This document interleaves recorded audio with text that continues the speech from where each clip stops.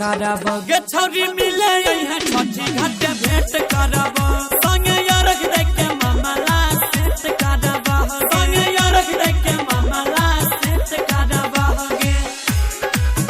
संगे यारक देख के मामला संगे यारक देख के मामला संगे यारक देख के मामला सेट करब गे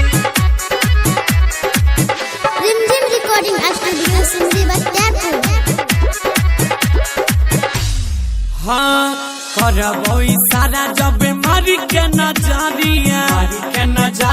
गे मारी के नजरिया हमरा लंगया बिजइहा यार घे के बेरिया रही सवेरिया गे यार घे के बेरिया तोहरा से बात भरा पेट करब गे छौरी मिले है छठी घाट भेंट करब देबो यार संगे संगे नहीं लेट करब जइबो यार देले संगे मना लेट का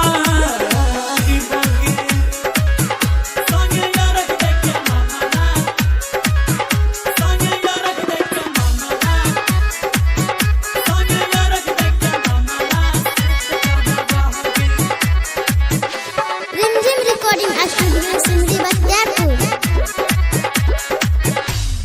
हाँ छठी माई से करी लेबै मिली के गोहारी गे मिली के गोहारी है गे मिली के गोहारी गे बनल रहे गौरव शिवा के छौरी प्यारी गे बनल रहे वकील से तोहर प्यार गे अजय और संग में डुएट करब गे छौरी मिले है